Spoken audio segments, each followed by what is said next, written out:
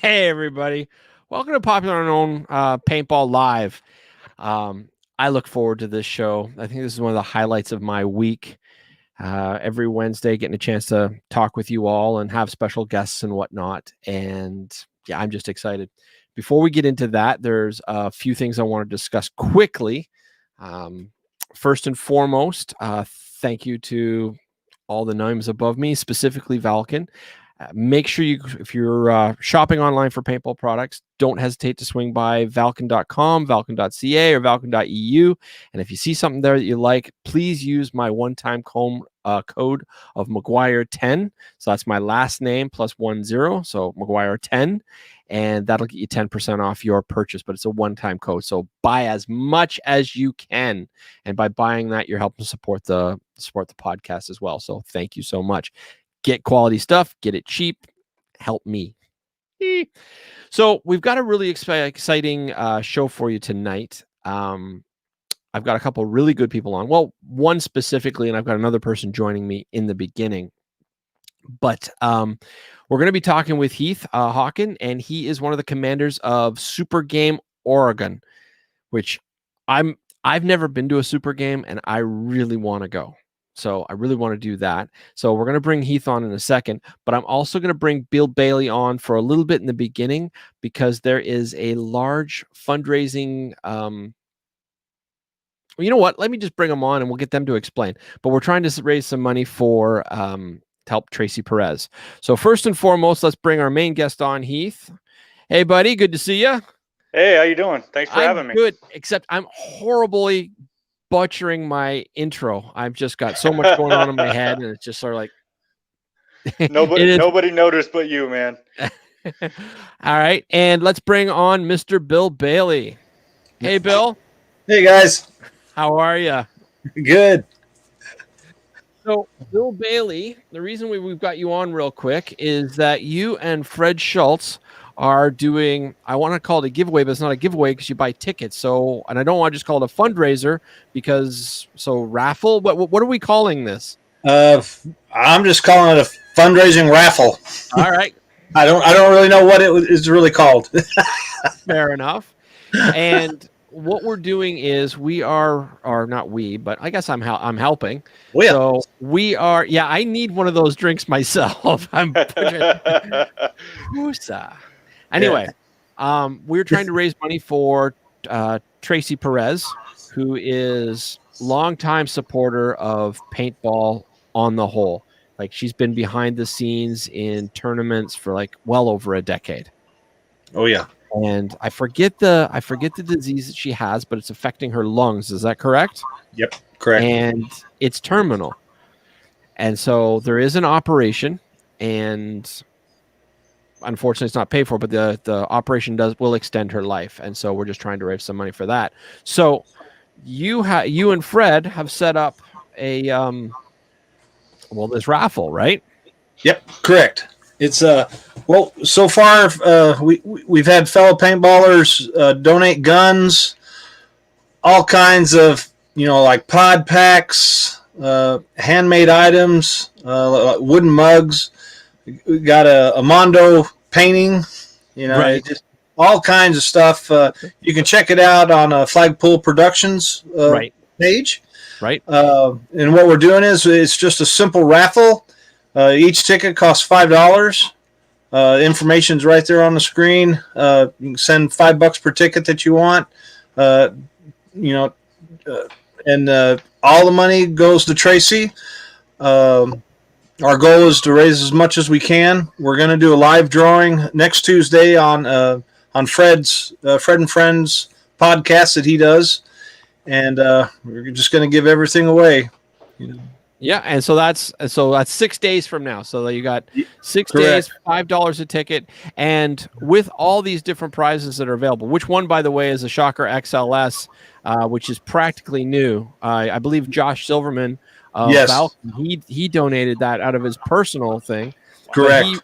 He used that marker and for testing for reviews for Paintball Media magazine, and then after that, I don't think it ever got used again. So it's practically a brand new XLS with all the trimmings and just and history. Yeah, absolutely. Now you just need to get a copy of the magazine or the information and put with it, and be like me, just hang it on the wall. Well, the website for that is paintball.media.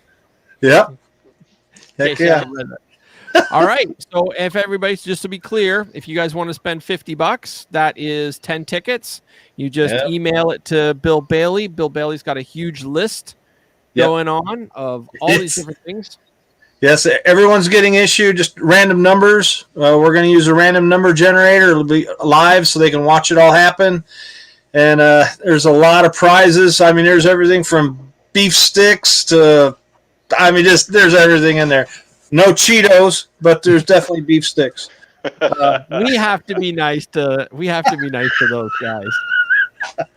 Just in curiosity, Heath, you know what we're joking about with regards to beef stick and Cheetos? I don't, but it's making me hungry. I love me some Cheetos, man. Hold on a second. Let's. You know what? Maybe I shouldn't. Basically, yeah. You know what? We're just going to move on. You're just a little snot disturber. Yeah, I'm sorry. Stirring the pot. But all right, we're doing really well. Let's just try and help Tracy out, her and her family, and let's raise as much money as we can. Yeah, because her operation's about $20,000, isn't it? Yeah, correct. Like it's a lot, and I don't know all the circumstances about it. I just know as a community, I know we can do her good. She's done a lot of good for the industry. She has a lot of friends. And this is just an easy way, to raise her, some money. Right. Because every little bit helps in these types of situations. Anything from gas in the car to groceries is, if that's taken care of, that's going to help. So, and the one prize that I want more than anything, by the way, is those Scarface signed Bud Orr posters. There's 3 of those. There's one of those. There's the Chopper, Cocker Chopper poster, right. And there's also the schematics. Oh, cool! Big. They're like 2 by 3 foot autographed posters. Right. We've got those. There's a sniper, a pump sniper. There's the shocker. There's I believe there's a. Let's see. There's an automag. Right. There's a spider, electronic spider. There's several pod packs. There's just a ton of stuff, guys. I can't remember. I'm trying to remember them all off the top of my head, but I know right now there's over 40 items, that will be given away. So, and that's going to be 40 individual draws, right? Correct. Yeah, and TNC Paintball, they do a lot of the what is it called? Where they make everything out of the plastics now. 3D printing. Yeah, 3D printing. Lots of that stuff. There's like $500 worth of that. There's gun stands, nipple covers. There's everything that he makes. Some of it's aluminum. Some of it's made out of plastic, but it's really good products that he makes. And I'm just trying to think. There's just so much stuff. I can't remember them all. So well.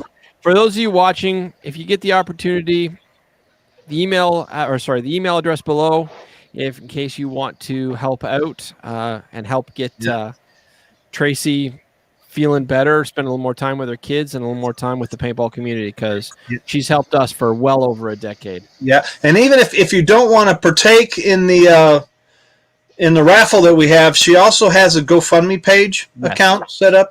But I do know that what we have going on, all of that money goes to her. We don't lose any money from a third entity taking any money out of it. Right. All the money that we raise goes straight to her. So, but she does have a GoFundMe account going too. So That's another way of making donations. So.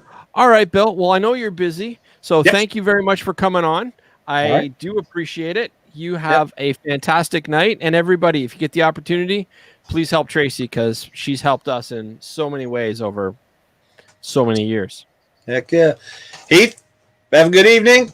Hey, thanks a lot, man. Yep, no problem. Right. Steve, have a good show. You too. You so much, Bill. I appreciate you coming out. Yep, no problem. We'll see you. Right, bye now. Bye. All right, so everybody, that was Bill Bailey. I'm glad you got a I'm still here. Yes, I reel the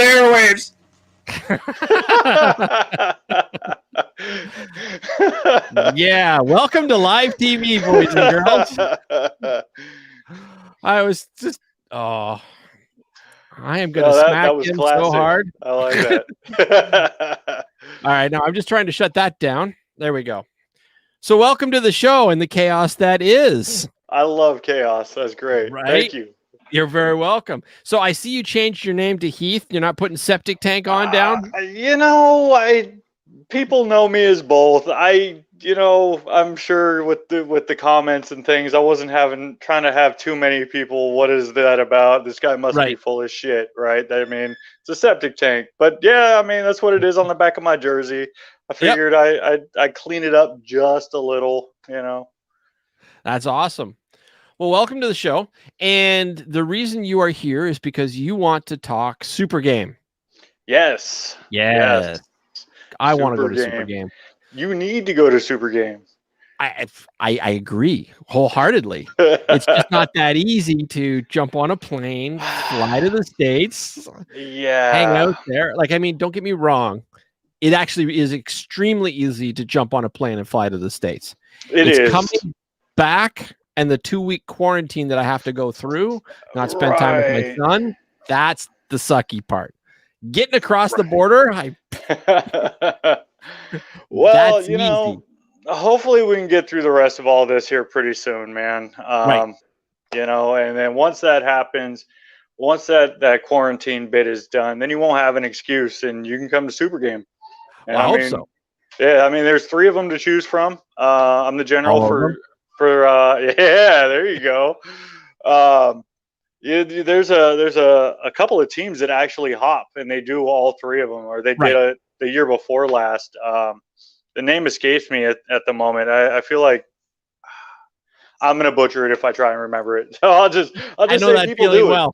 it. I know that feeling so well. It's like, why do they have to do this? Like, why can't it just be Bob? So Team Bob. yes. Bob and his buddies, for sure. All right. So why, for those of us like me that I've never actually made a super game, why is it that Supergame is so great? Like, I mean, obviously that there's lots of people there, but what's the draw? Wow. That is a broad question. There is so much about Supergame. From my personal experience, all right, I grew up in a paintball arena. When I was 12 years old, living in California, that was how I spent my summers. My mom's boyfriend at the time opened up a place, indoor place. I got paid by the hour, but not in money. They paid me in time on the field to walk around and step on paintballs so people wouldn't pick them up and put them in their gun. And then, I stopped playing for a long time and I started going to some random weekends and things. And somebody told me about Supergame and I had no idea what it was. And it sounded like a camp out thing. Right. When I got to my first Supergame, it completely changed paintball for me. I don't look at it the same at all anymore. The game itself takes place over 3 days. I always show up a day early just so I can camp and barbecue and hang out and things. Right. It's like my little mini vacation. There's up to 2,000 players. There's tanks driving around the field. The way that they do the game is on Saturday and Sunday, the final battle is over what they call the DMZ. So the field itself is 58 acres or so. And the final battle, they pare that down to everybody is fighting over this one small building that's probably about 800 square feet or so. So you've got nearly 2,000 people fighting over 800 square feet. And there's so much paint in the air that it's like it's snowing. I've never experienced anything else like that anywhere else. So to me, it really is just a pinnacle of scenario paintball, as a whole. And you get players from every walk of life down there. You've got pro teams that come up from Southern California and all across the globe. You've got, brand new people who've never shot a paintball in their life. Their very first experience with paintball is Supergame.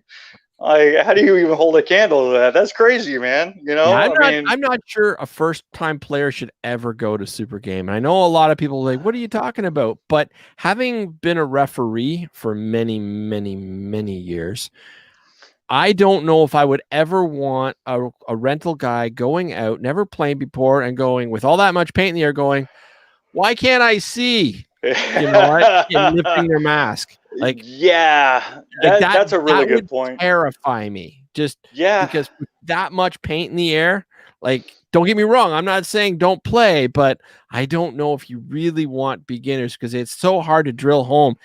Keep your goggles on. You know what I Yeah. mean? At least the Yeah. first players, they have to get used to it. Yeah, no, I would totally agree with that sentiment. And it is a thing, unfortunately. You get that everywhere, right? But Yep. when there's so much paint in the air that it's almost snowing, it becomes a touch more of a hazard for sure. Now, with that said, I mean, there Hey, are it's tons gonna of happen, refs. you Oh know, yeah, and well yeah, and people you sign get the waiver and they do their thing. So and you get experienced players that'll do that too. They'll turn around, they'll take a couple steps back from the line or whatever, and people are usually pretty quick to self-police other players. I know myself. If I see somebody doing that, hey man, that's not a good idea. You need to keep that on. this is You the need, wrong place to lift your lenses. man, you think you can't see now? Just give it a minute, right? Yeah. So that's now, other than the actual gameplay itself, like, because I've never been there and you've got so many players, obviously that's a big vendor opportunity. Now, I know that when I used to go to EMR, like back in the 90s and whatnot, they used to actually have vendors that would come. Like, I mean, that were there.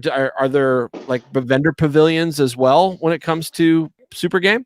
Yeah, absolutely. Supergame is more akin to a paintball festival than Okay. anything else. Around the main stage area, where all the rules and all the raffling and all that happens, there is a 2 or 3 layer vendor village that comes out, and I want to say there's probably around 30-35 vendors that come set up massive booths anywhere between just little 10 by 10s, and then you've got some of them that'll be on the 40-foot long and 20 wide. Really really large vendors. I think they had snow cones the other year, and then you've got all your paintball companies. You've got some custom stuff going on. And then one thing that I actually really like about it is I want to say it's Saturday. Don't quote me on the day. But one of the days for an hour, they make all of the vendors shut down, and it's a player swap meet. So all of the players, if you've got gear that you either won in the raffle and maybe it's not your style, you want to trade it off, you want to sell it, maybe you're one of those guys who hoards stuff or whatever, you can bring it all out, set it up, set it up on a table, get your little sign up, you know what I mean, and you can sell or trade your gear right then and there. And because make all the vendors shut down, you've got the spotlight. You don't really have any other competition. It's just a player swap meet. Cool. Yeah. Now, have you ever been to an NXL event? I'm not saying play it, but have you ever been to one? I have not. I've watched a handful of them, various streams and things on YouTube, but I've never actually been to one. Okay. I just was wondering how the vendors compared to an NXL event per se. Yeah, I'm not entirely sure. I know, like I said, they've got a handful of like smaller paintball companies. Right. Palmer's Pursuit was there off the top of my head. They do some really neat custom stuff with, Oh yeah. what I mean? The Palmers. Yeah. Yeah, yeah, and not Action Village, a larger paintball store, Paintball Gateway. Yes, Okay. Paintball Gateway was Sure. there, and another one along that size, and then you've got a few like mom and pop stands. in there. There's some media booths, people who do photography. You can hire them for, say, shadow sessions to follow you around with a camera, make you look really awesome. I hire them every year. Actually, I got, right there. I hire them every year. Follow me and my team around on the field, make us look like paintball gods. It's money well spent as far as I'm concerned. I'm glad I don't need that kind of money. I already look like a paintball god. I need all the help I can get, man. That's awesome, though. All right. Well, I just wasn't sure, like, if, like, say, Valken showed up, or if, like, GI Sports, or like the big people, or it's absolutely a GI Sports sponsored event. 100%. Okay.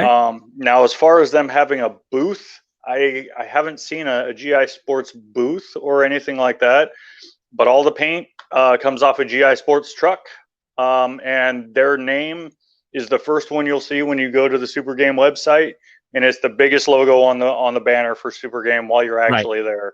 Well, that's awesome. Yeah. Cool. So what was it that dragged you to Supergame for the first time? Just hearing that it was a 3-day paintball event, and then I jumped online and I put it in YouTube, and I found this video, and seeing that they had a nighttime game, seeing tanks driving around on the field, and just the utter masses of players charging, and then them being flanked out by the guys on the side of the road, and just 40 people dusted off with their arms up real quick instantly. Like, that is what I need in my life. Cool. And once I went, it was I found the guy who runs it, Dan Bonebreak, and I told him, look, man, it's my first year here. My expectations were here, and what I got was up here. This was absolutely amazing. And I have a little countdown on my phone that tells me how many days, minutes, hours, seconds until I leave for my next super game. It is utterly insane. Now, do you only go to the one, or do you go to all three? I only go to the one here in Oregon currently. I kicked around the idea of going to Central this year. I don't know that I'm going to be able to make it happen, but that's not ruling anything out. Gotcha. I know the fields that the other super games take place on are absolutely amazing. Supergame Central is at Sherwood Forest. Right. And that's one of those fields that is just like go-to field. Yeah. Exactly. So it's something I'm working on. I really wanna check those out. I keep getting invited to different things at Sherwood Forest, but unfortunately COVID hit and it just wasn't in the cards. But now is Supergame one of the CPX games? No. Supergame is its own series. Okay. Yeah. Now, when you said you went and you found Dan Bonebreak, that's the Dan Bonebreak of the old. I believe he played for the Bonebreak. I believe he played for the Ironman, didn't he? That sounds right. Again, this is one of those situations where I'm having a brain freeze here. I should know this because Now, does he own all the super games, or is he just the field owner of that one? Or I'm not entirely sure all of the background and things along there. I know he works a lot with a guy, Brian. It starts with a B. His last name starts with a B, and Brian seems to handle a decent amount of the Eastern stuff, right? And so I know they work together quite a bit, and it's all under one web page. You can go to supergame.tv and register for all three events. So I would assume that they're all in it together. Okay, all right. So, what's your favorite thing about Supergame, though? Oh man. That's really hard. I usually just walk around that place with a big old smile on my face like an asshole. I really do. For me, it's like a vacation. I get down there with some of my friends that I haven't seen in a long time, and some other teams that I play with periodically. It's always great to see them again, Right. So you've almost got a bit of a family reunion type thing going on, and just getting out there and leaving it all on the field, and then heading back to the campsite and eating like a king and having some drinks, and getting Right. up the next day and just doing it all exactly again. Now, so how many have you gone to? I have been to 4 Super Games. Sweet. There are people who have dusted me in that number of how many they have gone to. Oh, I bet. It's been running for quite some time now. I feel like there's been 23, 24 of them. Yeah. Sorry, you said I had to look it up on the page, so I thought I'd bring it up here. Yeah. And see, this is actually a really cool page. Yeah, all the information you could possibly want is there. It really is. This is actually really, really cool. So there's actually okay. So there's lots of big prizes raffled off too. Prizes. So they say minimum at Supergame Oregon, $25,000 in prizes. Right. But that is used as a minimum baseline. Okay. Last year they raffled off $40,000 in prizes. Cool. Guns, gear bags, masks, anything you can think of that's paintball related. Right. And what was freaking awesome about it was last year or the year before, the grand prize, it was like 2 gear bags stacked on top of each other with a backpack stacked on top of it with a box on top of it. It was a pile that came up to my midsection. Right. They pulled the raffle ticket, and this kid had to have been 13 years old, holds his arms up and goes up and claims this giant pile. Everybody in the crowd cheering for him. It was just one of those moments, you know what I mean? It was, everybody was so happy for this kid. It was amazing. That's awesome. I'm glad a kid won. Like, yeah. And yeah, that's just awesome. I mean, if it had been anybody else, I'd have been, screw you, man. You had my raffle ticket, right? But it was a kid, so it was okay. Yeah. Now, with Supergame, I'm assuming there's not a scenario. It's just one big shootout? No, there's a few different things that happen. So they break it down by day. On Friday, there is a few different parts to it. The first is the Spoils of War game, which is kind of a weird scenario where there's a few objectives, and if you take them, you're given beads. And at the end, it's kind of like Mardi Gras, laugh it up. At the end, your beads count towards points for either the red or the blue team. And the way, yeah, come on, man. The way that I got mine right here. Come on. All right. Story. Let's get our beads out. Oh God. All right. I gotta stand up now. Well, if you have to stand up, then it's not that big a deal. Yeah, it's stuck. They're hanging. Whatever. Right. There they are. Anyway, depending on how the bases are taken kind of weird, because once one army takes it, the other side can't shoot in for X amount of time, and everybody runs in to pile as many players in. I'm doing a shit job explaining it, but it's a great game. After that, they generally do the mag-fed objective, which is just for mag-fed players only mag-fed guns out there. After that, they generally do the tank wars. So you've got various tanks driving around the field doing their thing. And then after that is the night ops game. And that's 2-3 hours out there in the dark. Red team has red glow sticks, blue team has blue, and then you have the renegade team, which is used as kind of a balancer, right? Let's say red team is just dominating. Well, the renegades will switch to the blue team to balance the game out, so it's not just a wipeout one way or the other. Right. Well, for the night game, they actually hold down one of the objectives on their own, but they have no glow sticks. So they are, yeah, they're really hard to see, and it becomes a whole thing, right? And that's just day one. That's just Friday. Okay. After that, day two, Saturday, is traditional super game. So what you have is, I'm just going to throw a number out there. Let's say there's eight bases to take over.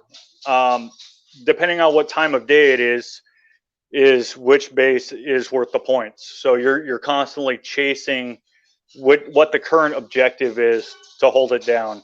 Right. Whoever has it at the end of the timer, they get the points, move on to the next one.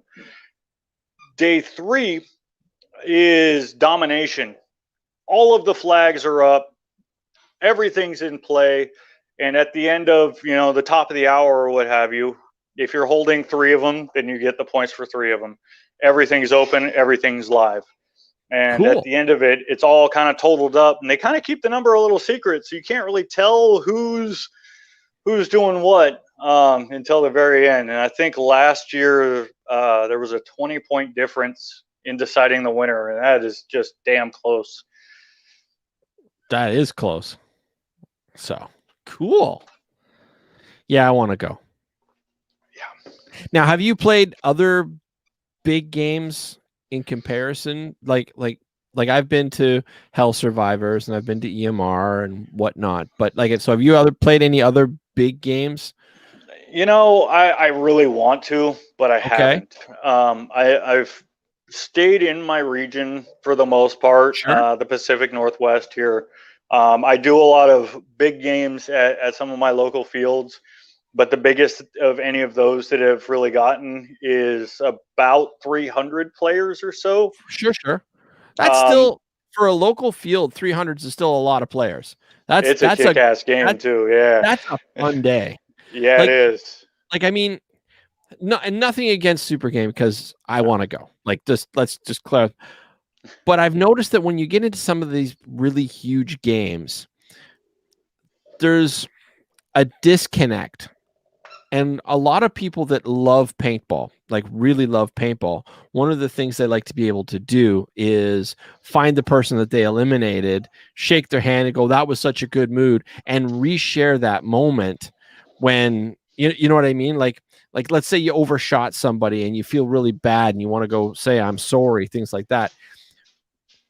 You can't do that at a super game or something that's that massive because you just don't know. Everybody is completely faceless, so to speak. But absolutely. But in smaller games, you have that more personable connection. So I love a 300 person game. I mean that's just big enough to be, still small enough to have that intimacy. So never put down one of those 300-man games because those are just awesome. No. I live for those too. That particular game is another one that I put in time off work for. It's what's it called? Game, the 24-hour game at KC Crusaders. It's near the Tacoma, Seattle area here in Washington. Oh, cool. They do a camp out thing, and when I call it a 24-hour game, that's exactly what it is. There's people on the field out there 2, 3, 4 o'clock in the morning shooting at each other. And their field actually is probably the most unique field I've ever seen. They have a literal river. Don't take those off, buddy. Put that back on. Them off. They're clanking in my ears. Oh, okay. But they have a river in the microphone. Right. They have a river that runs through the middle of the field, and I don't mean like a little stream or a creek that you can just hop across. This is a river, and these bridges are so wide open that when you get about halfway across them, you can feel the hair on the back of your neck stand up because just on the other side of that bridge, in that bush, behind that barrel, they're just waiting for you to take one more step, that point of no return, and then you're done. It's amazing, man. I woke my son up last year at like 5 o'clock in the morning, fed him some scrambled eggs, and was like, come on, man, let's go for a walk. And it was the most peaceful, hostile walk I have ever been on. Just kind of strolling through the field, waiting to see who's up, who's out playing. It was great. That's I love awesome. that game. All right. So when you play, what's your marker of choice? Like what? Like, I mean, I'm guessing there's a big flag behind you, so I'm guessing that's a clue. But how do you like to play? Man, I personally, I'm one of them electro guys. I really am. I like to lay out paint. Sure. So right now I've got a Clone Infinity, and Nice. I really enjoy it. I've actually got it sent off to Anno right now. I sent it into Blizzard, and they told me 4 to 8 weeks, which makes me want to cry. Yeah. But I don't have any games right now, so it's okay, and I know they're going to do a great job with it. Right. So, yeah, I mean, I'm really happy with it. I've got the Shift 3 barrel on there, so I got them nice long inserts, Right. and yeah, it's a good gun. That's awesome. Well, I've actually used a MacDev Infinity when I was at World Cup. I don't know if you've seen my shocker. It's gorgeous. But one of the little tweaks about shocker that I didn't know, because I'd never actually played with it in a game before, let alone World Cup, is that you got to make sure that the trigger pin is secure, because sometimes that can back out. And so right near the end of the day, I lost my trigger pin. Now, that's nothing against shocker, because that's every paintball gun has an issue, right? Has that thing, right? That one little thing that if you don't know about it, you gotta pay attention. So, but I was playing for the Ali Remembered Foundation, which is sponsored by MacDev, hence how I've got a MacDev right up above me, right?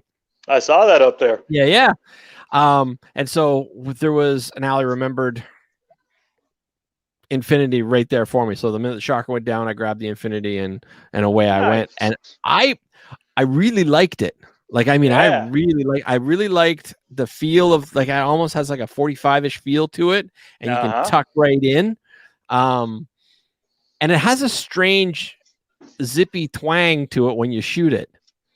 Yeah, the Infinity is pretty snappy. A lot of the guys were kind of used to the original of it and the S series. The Infinity is quite a bit snappier. It's more efficient on air, so the tournament guys really like that. It's got a nice straight shot. It's a good gun. And here's a little thing. I don't know if you follow them social media or whatnot. You probably do. But over the holidays, they released a couple of silhouette pictures with a hashtag that just simply said, "It's coming" or "coming soon," something to that extent. And if you look at those pictures, you kind of see something interesting. Now this is just speculation on my part. Sure. Purely speculation, but it looks like they're doing some sort of mechanical situation. And I've got a lot of friends that are really big into mechanical. So right. Well, it would be nothing against MacDev, but it would be stupid if they didn't, because that's just, like, it's time to step up. And I haven't really followed their social media that much recently, but I can call Fetty anytime I want. I've had him on the show. I don't know if you've seen that. I did actually. Yeah. That's actually one of the things that I really hate about this show.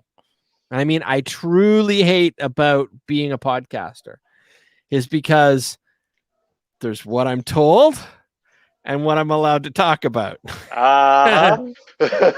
And nothing to do with MacDev. I actually had that dropped on me today. And it's like, Steve, what do you think about this? We're going to be showing this live in 2-3 weeks.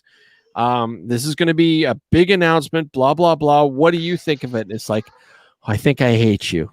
I really think I hate you. It's like waiting for your friends to go see a movie that just came out or something, right? You've seen it. You know what the ending is. You know how it's going to go, but you can't say a damn thing about it. It's worse than that, because people actually tune into me so that I can tell them cool stuff. So I get this cool stuff, and I'm like, I've got X number thousands of people waiting to hear about this, and I'm not allowed to talk about it. I hate you. I hate you so much. I mean, it's cool to see it, be the first one seeing it, but anyway. So yeah, but that has nothing to do with MacDev. That was just something that got dropped on me today. Right.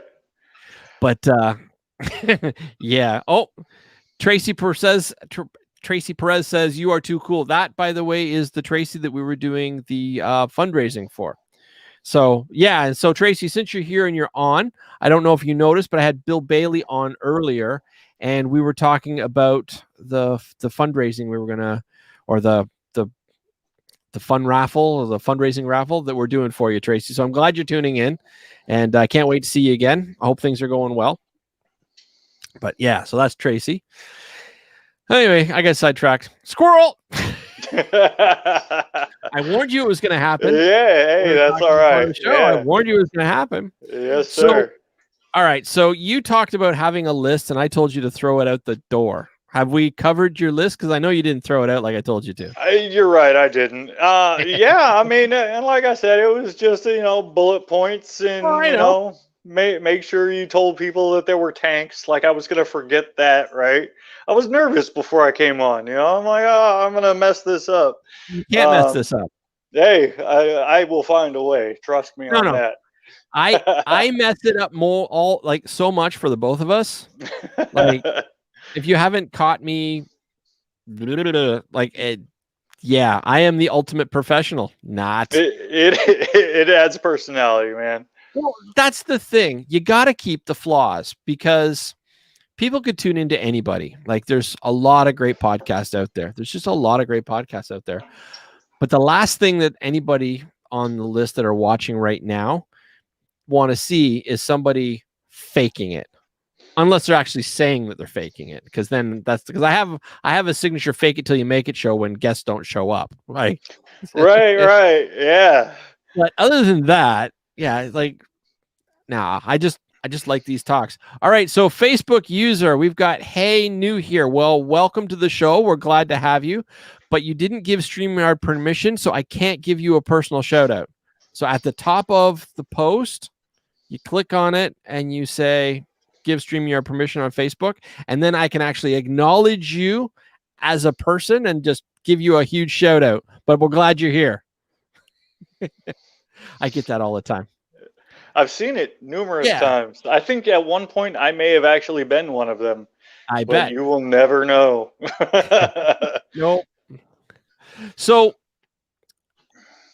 you're commanding Supergame now. I am commanding the red team of Supergame, yes. How long? I am it's almost mind-blowing to think about, right? Okay. And I've had to sit on it because last year's was delayed and then ultimately canceled. So the game should have already taken place twice. So to sit and think on it for that long, it still feels very surreal to me that I'm commanding at Supergame. I've got the support of a lot of good friends and a lot of good teams locally here, and we're gonna give it to them, man. I'm just so excited. So now with command, like, is this your first command?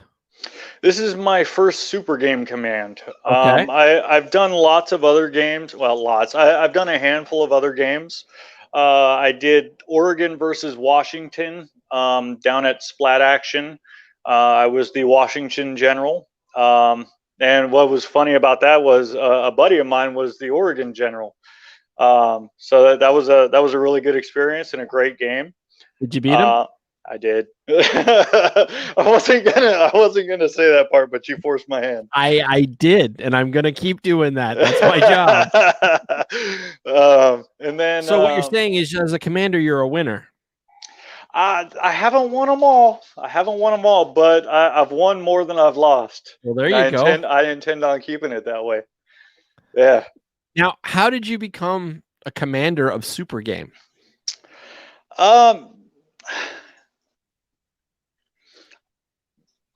I simply asked how how does this happen? How does one become considered for it?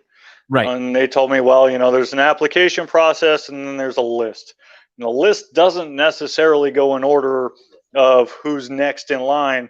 We look at a few things: what you're doing, how you're doing it, how you're carrying yourself. I've always, since my first Super Game, I've always been really big, really excited about it. So I constantly post my little countdown of how many days, minutes, hours, seconds until I leave for Super Game.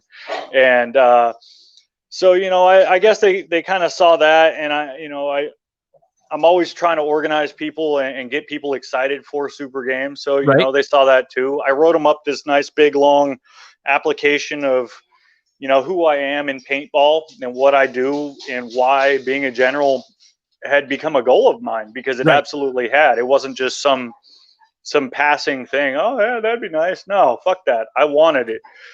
And I can't really say it any clearer than that. So I started taking steps. What can I do to make myself look better? Well, I need to have some command experience. So I started trying to become general at some of these other games, and straight up, it worked. And if you jumped on my feed there for a while, man, I was really blowing people's timelines up with Super Game memes, posts, just constant. I've backed off a little bit now. I've been posting about some other things, but I think it's about time. Maybe do a Super Game Sunday and just blow people's timelines up all Sunday long with Super Game stuff. Well, I tell you what, if you want, down the road, when we get a little closer to Super Game, because it's in April, right? Yeah, April 30th. April 30th, May 1st and 2nd. All right. So if you want, because Super Game is awesome, paintball is awesome, if you want to get some of your players or your opponents together, we will do a special Super Game one-off show, just where everybody can get together, talk smack, do whatever. I can get like 9 people in here. Now I don't like getting too many people in because it affects lag, but just for the fun of it, not on a Wednesday, I will happily create a Super Game show, and we can put it out there, and you can just really amp it up a few weeks beforehand if you want something to think about. And while you're thinking about that, if you really want to blow your mind, look who just commented in the comments for you. Mr. Fred Schultz, Paintball Hall of Famer, the ultimate paintball promoter in the history of the sport ever, just said, "You sound really cool," and thinks this interview is amazing. Yeah, hey, thank you. That means a lot. I really appreciate that. Like, when paintball started, there was about 5-6 people. I mean, not that there wasn't lots, but there's like 5-6 people that just really drove the sport forward, and Fred's one of them. So thank you, Fred, for watching, and I'm glad to have him around. But just how much of a compliment is that to you, right? Man, I don't even have anything. Yeah, right? Yeah, I got nothing, man. Thank you. All right, you're welcome. Let's switch it up for a little bit. Chica Estrada asked us if either of us have ever shot a 2K Bob Long Intimidator. I've shot many Intimidators. I've never owned one, and they were never really my thing. But I'm trying to look at the name. I feel like that person knows me, because I absolutely had a Bob Long 2K2 Intimidator. Okay. And I sold it, and I have my moments where I definitely miss it. Right. The milling on those 2K2s were just absolutely amazing. I loved it. In my opinion, even now they're the best looking guns around. I loved how aggressive they looked. Got the spikes and things on the trigger guard, and those things were awesome, man. Yeah. Well, Intimidators, just nothing against them. They weren't me. You know what I mean? Like I don't know. I didn't connect with them. I have nothing but respect for Bob Long and Bob Long's gear, but I don't know. There's just something about it just didn't really connect me. Now, Kathy Alvarez has a question for you. As a general, do you take new and younger generation paintballer as your helper so they can learn? This wasn't staged. This is just something I happen to have here. All right. This is a picture of me and my son, And in this picture, he is 12 at Supergame. And you clearly see me over his shoulder, showing him the rope, showing him the lines. Granted, a little bit of bias. That's my son. Sure. But it does not matter. Absolutely. If I see newer players, doesn't even matter their age. You know a newer player when you see them, right? They're in the back. They don't really know what they're doing. They're hunkered down behind a barrel when the enemy is 500 yards away. Like, come on, guys, let's go this way. Yeah. And as we're walking, I'll explain to them, look, they're over there. Keep that in mind. You know what I mean? If you move like this, you're going to be safe. Let's move up. Let's keep going this way. And I'll absolutely show players the ropes. Anything I can do to get other players to love paintball the way that I do, that right there, man, that's my thing. Absolutely. Me too. I think, and actually you got Matthew Graves saying Suicide Kings have your back all the way, red or dead, baby. Yeah. What's happening? Yeah. So that's actually one of the reasons why I have no real interest in ever being a general. I would rather go out and play and just be able to find that one person or couple people that just seem to be a little bit intimidated or whatnot and just sort of join in and just. I'm not against big games. I love big games and I love, the community and whatnot. But I really like that intimacy and interaction where you can just connect with a couple players and make somebody's weekend or game just that much better. That's just so God bless you for being the commander, because I don't want the job. I totally get what you're saying. Whenever I'm commanding, it doesn't matter the game. Really, there's a handful of rules that I go off of. And number one is it's not about winning. It's about everybody having fun. That is my number one goal right there. If we win, awesome. But that's not what my main goal is. I'm trying to make sure everybody's having a good time, everybody's staying safe, and and if the rest of it falls in line, so be it. And really, there was a time I was up at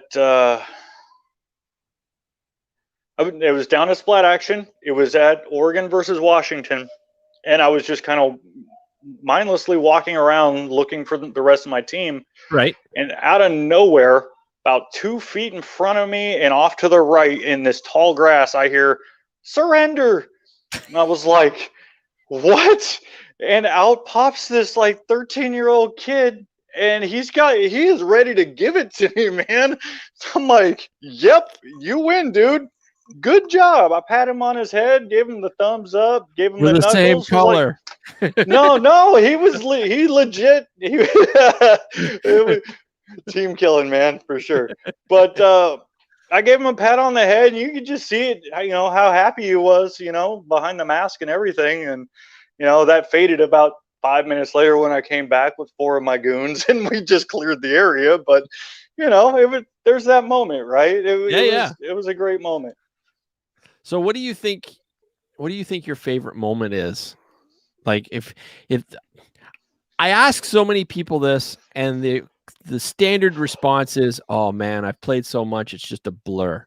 And I get it, having done that as well. I can totally understand that sentiment. But that being said, for me, there are still moments in paintball that just stand out above all others as a favorite. Do you have any of those that stand out? So I'm going to use a Supergame example, because that's the ultimate reason why I'm here, right? So aside from the kid winning the grand prize at Supergame, because that was absolutely amazing. Right. Red team had blue team pushed back to their spawn. Pure chaos. So much paint in the air. It was insane. All right. They couldn't do anything. We weren't moving. It was a giant wall. All of a sudden, I see one blue player walking down the center of the road and one red player walking towards them. They got about to the 50-yard line, and they hugged each other. And both teams just cheered as loud as they could. It was this weird, crazy, magical little moment. And I will always remember that. And it's not the most heroic thing that has ever happened on a paintball field. Nope. There was just something about that was the camaraderie of the game, the fun that we were all having together, and the fact that both teams cheered the way they did. It was magic awesome. moment. Absolutely. All right. Facebook user, I'm not sure who it is, but it has to be local. I assume it was local, said Jesterfest and started laughing. So I'm going to have to go back and find out what that is. Do you know what Jesterfest is? I doubt it. It was my birthday game. Okay. So back in the 90s, you'd have to be a Canadian or whatnot around here. But just so I can explain why I'm finding Jesterfest funny, is back in the 90s when I was playing, my birthday game used to be the first game of the year, and I was friends with field owners, and so they would open up the field in March for me, which around here usually means a lot of snow, and they didn't want to open the fields, so it was an invite only. So I would invite friends, and I'd say, all right, you're allowed to invite one person, but we have a strict no asshole rule. Because we're reffing ourselves, whatnot, the whole bit. Somebody gets out of line, we're all gonna solve it. Like, he's off and you're out too. And a lot of first-time players came through there, and my games got to be about 40 to 50 people on a yearly basis. And this went on for about seven years or so. But I had so many moments that there was bus rides through forests, and just, I don't want to take away from Supergame, but it's your show. Yeah, but no, I used to be called Jester back then because, I don't know, it just seemed like the thing at the time. That nickname is long since dead, but yeah, so I'm laughing about the Jesterfest because, yeah, there's some really good Jesterfest moments. I wish Facebook user would have actually put his name down so I knew who was saying Jesterfest. But anyway, sorry about that. Squirrel. Oh, you're good. Yeah. So, what are you looking forward to most now with Supergame coming up? Like, is there something specific, something special that's really standing out? Oh man, just being able to play down there at that field again, a game of that scale with all of those people all at once, because where I'm at right now, I either drive south for about an hour and a half or 2 hours and I play with a handful of teams down there, or I drive north for about the same distance and I play with a different handful of teams. Right. Super game, everybody goes. Right. So you got all the friends. Exactly. And at my campsite, a handful of us were professional cooks at one point in time. So we actually prepare a legitimate menu and we throw down some food, and it's just. Now I really want to go. I think last year we had 35 pounds of pulled pork. We had a chicken wing bar with 4 or 5 different flavors of sauce. You pick which one you want. We did fajitas. We did breakfast burritos and scrambles and wraps and beer and booze and. Yeah, I'm really wanting to go right now. Yes, sir. I'm hoping Andy Starrett of the Alley Remembered Foundation, Fred Schultz, John Amadea, Josh Silverman, all my boys out in West Coast, like the original Ironman and stuff. We need to descend on Supergame if we can. You need to register for Red Team. Well, hey, I that would probably be my first choice anyway, because check this out.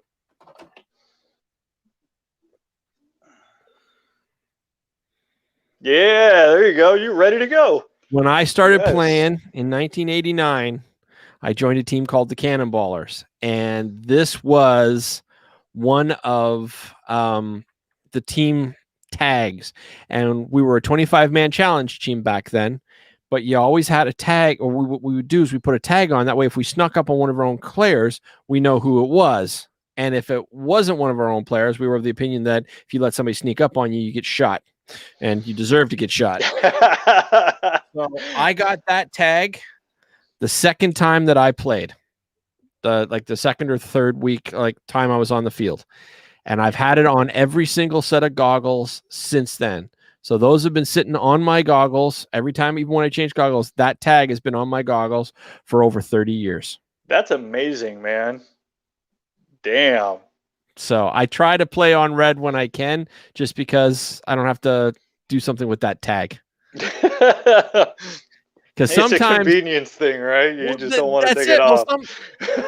Some people actually say, "Well, you're not on red team, you can't have that." And I say, "But it's hot pink, it's not red. Like, we don't care." I'm like, so I tend to wrap it up, and so it just sits in a knot.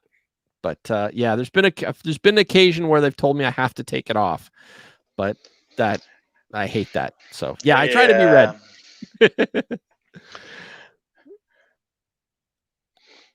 And there's a dramatic pause, and a hush falls over the room. You look like you're in deep thought, my friend. Oh, your story about the wrap thing. It kind of, there's a few times that I will wear a jester suit, and I almost brought this up when you were talking about your jester thing earlier. Right. Anyway, it is predominantly red, and I'm always on the red team. But there have been times when people tell me to put the red tape on the arm, that once it's on there, you can't see it because it just blends in with the rest of the suit. And Gotcha. it's very similar to that, only, backwards, because they want you to take yours off. They want me to put it on. But yeah. So do you have anything I'm not going to call it a good luck charm. That's not a good luck charm. That's just, do you have anything like that you keep that's special to you when you play? I don't. And I was on eBay the other day kind of looking around at the first gun that I ever owned, which was a Phantom, and the first gun I ever shot, which was a PMI Tracer. And I thought about getting one. Both are excellent. Yeah, right? Just as a nostalgia piece. Other than that, no, I don't really have too much of a good luck charm or anything like that, or anything overly sentimental. The clown suit that I wear on occasion, was made for me by a family member who's no longer with us, unfortunately. Well, I'm sorry to hear that. It's a thing, right? It sucks, but yeah. So I keep it, and when the knee got torn, we made sure to patch it, and I keep it, and like I said, I'll wear it on occasion. I got pictures right here of me wearing it, and I can't point at it without holding it up, right? If it's a clown suit, patches just give it character. Exactly. Right? That's awesome. Isn't that awesome? Yeah. I love it. Looks good. But other than that, I don't know. Not really. My gear changes out pretty frequently, be it my pants or my jerseys. I'm one of those guys who's never really happy with things. So I'm constantly back at the redesign board trying to get something custom made. Like, why doesn't it look exactly like I have it in my head that I can't draw or put into words? You know what I mean? So, yeah. Wow, so what kind of have you tried one of the Zodiac packs, just through curiosity? No. All right. So if you get the chance, and I can talk to you about this off show afterwards because it's in the other room, but there's a brand new Zodiac pack. Well, not brand new, but and it doesn't have Velcro, and it's not a gravity. It has an elastic catch on it. And it has suspenders, which is a big deal because if you're going out and you're playing big games, you need to be able to carry a lot of paint. And right. I know that those Mac Devs that you shoot will easily handle 8 pods plus, right? So you need to really load up. So these things, though, are completely silent in the woods, and they've got removable suspenders, so it all sits really, really comfortably, and it's very, very quiet. So you can just pop the flap, drop it, and it actually slides back in. And because the flap is on an elastic, you can easily find it with your thumb and put it back on. So it's not like you have to go trying to find that Velcro flap and sticking it back up. You know what I mean? It all works so well. So if you get the chance, I believe the biggest one you can get is a 5-pack plus elastics. But That's the size I like to use. One more Right. time, what's the name of it? It's called a Zodiac pack. Zodiac pack. Yeah, it's made by Kenneth Hefferly. It's either Hefferlaw or Hefferly, but it Kenneth is. H. Got it. Yeah. Yeah, and anyway, he designed them for him, and another guy designed them for the Master Blasters. So the Master Blasters use it out of New York. But yeah, they're absolutely fantastic packs. So if you're not happy with your packs, these things are revolutionary. You should definitely give it a try. Yeah, no, I'm gonna look into that for sure. I like the name. Yeah. I'll send you links and shit after the show's over. I don't want to bore everybody out there, but if you're always looking to upgrade your gear, I know that when I found Zodiac packs last year, I was blown away because I've never actually seen this design before. And I used it when I was playing in Denver last year at the Ally Remembered Foundation's charity event, and I got to use it for the first time. And I wasn't sure if I was going to like it or not because I was absolutely scared that I was going to pull the pod out and I couldn't put it back in. I don't know if you're like me, but normally with my rec pack, what I'll do is I'll cut the elastics off the top so that when I take the pod pack or the pod when it's empty, I can just stick it in upside down so that when I don't have to worry about trying to put the flap in, right? Or find the flap and put it back up. So, I've never done that. I've seen other people do that, and I've always kind of, I don't know. But right. That's a really good point because pods are cheap, but they're mine, and I paid for them. I'm not going to drop them or leave them on the ground, or right. And you know what I mean. So that's a great way to deal with that. And I'm really anal about my pods because I want them to work. I like my pods to like. I'm very picky. Like I'll find pods and I'll make sure that they seat right and they click right. You know what I mean? Like they have to work for me, and if they don't work for me, I give them away or literally throw them out. Like there's no gray area. They're either work or they're gone. Like right. I don't have room for kind of clutter of pods that don't work. I got so much other stuff that doesn't work that has much more value. But I get really attached to my pods. So that's why when I just play rec for fun, I've got like a little Valken pack with 3-pack, or up until recently, that's what I would use, a Valken pack, and I would cut the elastics off. And I mean, you can get a cheap used pack for like $20, right? Yeah. So absolutely. Cutting it off to see if you like it, there's no big deal. Yeah. And that's always been my rec play way to go. But these Zodiac packs, I got to get a 3-pack. I got to talk to Kenneth and say, hey, listen, get me a 3-pack because it's just so easy to slide the pod back up and put the loop back on because you always know exactly where it is. I'm gonna have to look into that. I really like the idea of being able to flip them like that because I'm constantly grabbing empty pods and let me shake it a little bit and see if there's something in it. Nope, jam it back in there. Right. So yeah, I mean, I'm gonna have to look into that. Yeah. And it's got suspenders, which if you're going to be playing big games, that when you fully load out, you and I both know when you've got a fully loaded pack and you try to run, it doesn't sit right, and you're always fighting with it. So having these suspenders. Now, I will be 100% honest with you. I'm not happy with the suspenders as they come. I have to electrical tape them up a bit because there's not quite enough. There's not quite enough Velcro, so I've had a couple little extra Velcro sewn on them, and the suspenders have to be modified a little bit, which is disappointing. But the packs themselves are just amazing. So I've talked to Kenneth. I'm like, dude, you gotta upgrade your straps. Yeah, no, and I'd do this with my suspenders the whole time. I like it. Well, that end, if you've got like the glow sticks and things like that, you can actually, you can tuck them. It's a place to actually put gadgets. Yeah. Oh, I'm looking at the what's it called? The chat here, and it said so Matthew's talking to Fred Schultz and seeing if seeing if Fred Schultz, and he goes, maybe Fred Schultz may actually be at Supergame. That'd be cool. Yeah, there you go. All right, so what have we not covered on that list of yours for Supergame? Oh man, we've pretty much covered it all. I've got one of these that I'd like to give away. We talked a bit about that. I don't know if you can see that in there or not. That's some serious bling. Yeah, I wanted to get it decently sized. Nice and That looks shiny. awesome. Look at that gleam.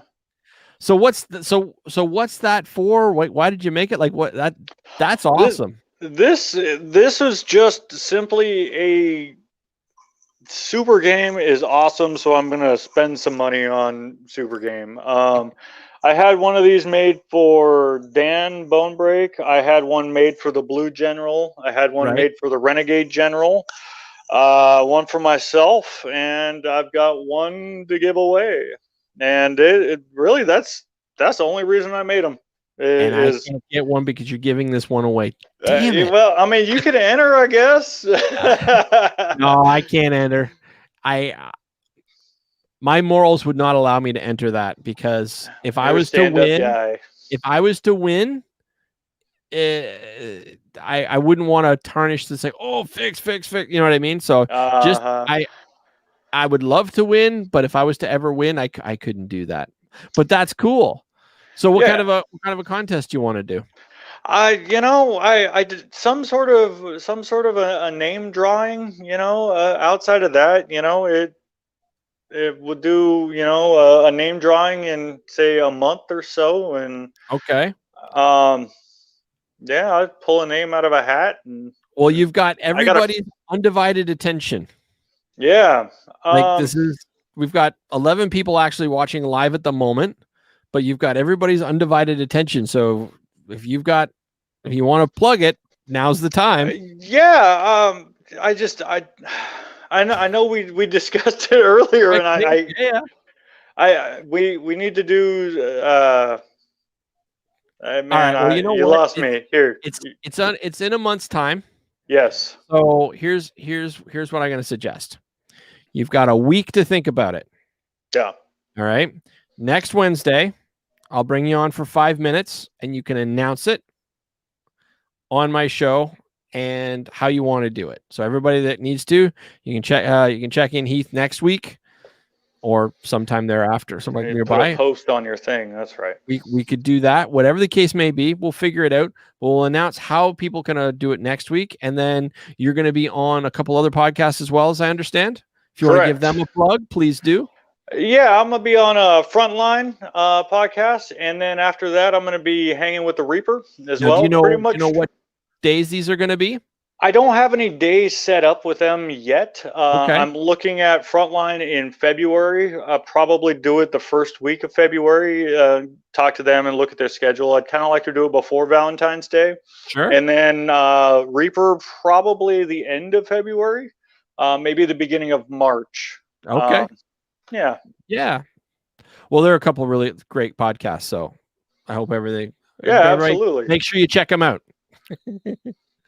All right, my friend. Well, we have been chatting for over an hour, and I don't know if there's anything else we need to cover. I think we've covered all. Now, do you have any questions for me, my friend? I mean, or is there anybody that you want to ask that's out there watching? I don't, but I want to send a shout out to Supergame for putting me on as general, and definitely thank you very much for having me. Having me on the show, and shout out to Mac Dev, and all my local teams, all my buddies, the Suicide Kings, the Mad Ballers. You guys know who you are, man.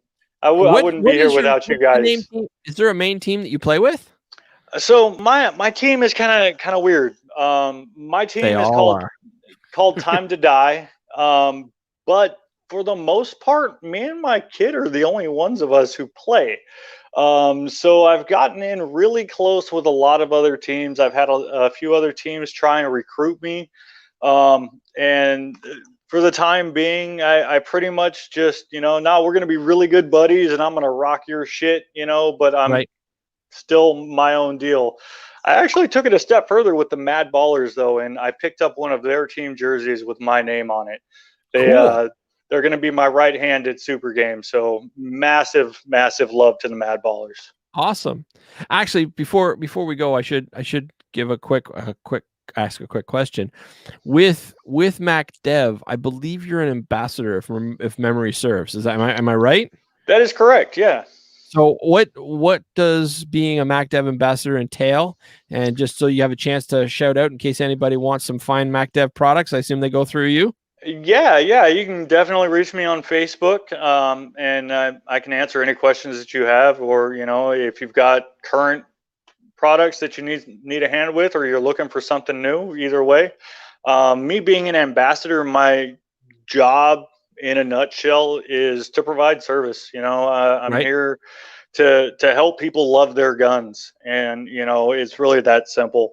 If you've got a problem, if you want some upgrades, if you have questions, any sort of customizing things, and further down that list is sales, but we're not just trying to push guns. That's not what we do. And really, that's one of the things I really liked about MacDev, and why I ultimately signed on with them, is it's not just a push gun, sell situation. Right. Because that's not me. If you want to do that, that's fine, but that's not me. Right. So I saw eye to eye with them on that situation, and it's more of a service thing. Let's help you love your gun, right? And take it from there. Gotcha. All right, my friend. Well, thank you so much for being on the show. I appreciate it, and glad to have you on. Any last shout outs you want to give? Again, to you, man. Thank you very much for having me on. People don't tune in for me. People tune in for my guests. So thank you for being on. All right, my friend. I'm just going to shrink you down, and I'm going to say my goodbyes. I'm sure I'll talk to you soon. Yes, sir. All right. So everybody, that was Heath Holton. I believe it was Holton. Now I'm getting his name wrong. At least he's on the off there. He can't.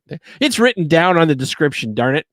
And I can't read it from here. But yeah, it was a good show. I'm really glad that we got a chance to talk about Tracy Perez and her difficulties she's going through and the fundraiser we're doing. So if you want to reach out to help out, go to Flagpole Productions and take a look at all the prizes. I know that there is a shocker, like an almost new shocker, and I know that there's paintings and signed posters from Bud Orr and pump guns and all sorts of things.